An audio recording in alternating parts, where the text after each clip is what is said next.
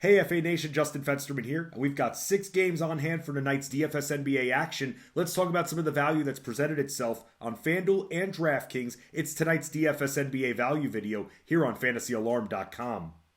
At point guard, Mike Conley.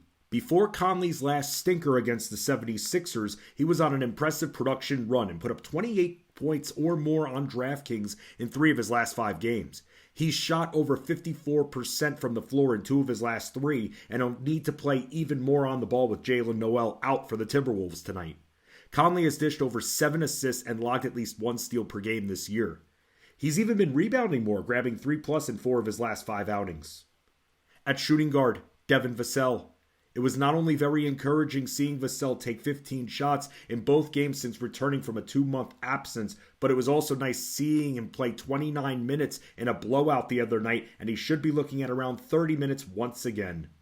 He's scored no fewer than 30 DraftKings points in 2 previous matchups against Denver, who actually guard shooting guards nicely. He also swipes 1.2 balls per game and is coming off of a 5-assist game. Trey Jones, just returning from injury, allows Vassell to be more on the ball. Vassell is a reliable 3-point shooter, hitting over 39% from downtown. He won't be this cheap on DraftKings for much longer. At small forward, Michael Porter Jr.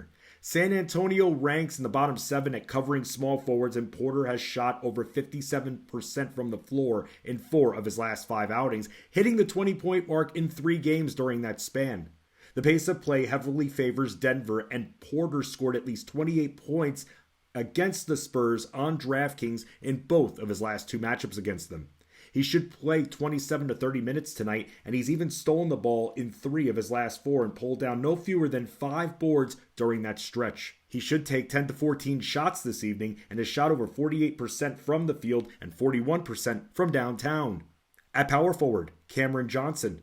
The Nets surprisingly deactivated half of their roster for last night's game, and we've been told that Johnson will play tonight and shouldn't be on a minutes limit or anything in this pace-up spot of a matchup for Brooklyn.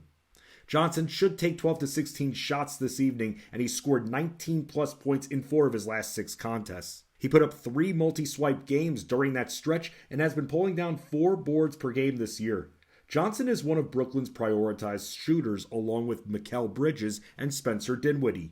He's even dropped 3 dimes in 2 of his last 3 contests, and Minnesota is middle of the road at guarding midcourts. Johnson has shot 40% from downtown this year. If, for some random reason, Johnson is ruled out again, pivot to Spurs forward Jeremy Sohan. Finally at center, John Collins. There aren't many reliable cheap options for center tonight, but Collins gave DFS players a good return a few nights ago against the Wizards and has scored in double figures in both contests against them this season.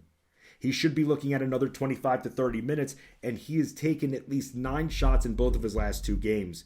He's blocking more than a shot per outing this year, and this game does have the highest total on the board at 238. With Collins shooting over 51% from the floor this season and getting a slight increase in shots in recent games, let's roll with him as he qualifies at center on both FanDuel and DraftKings, even though he'll mainly be playing power forward for the Hawks. And that is your DFS NBA value video, FA Nation. Weird time of the year. Sometimes teams randomly choose to deactivate a good portion of their roster like the Nets did last night. So be aware, check back for injuries, and let's win our Fridays.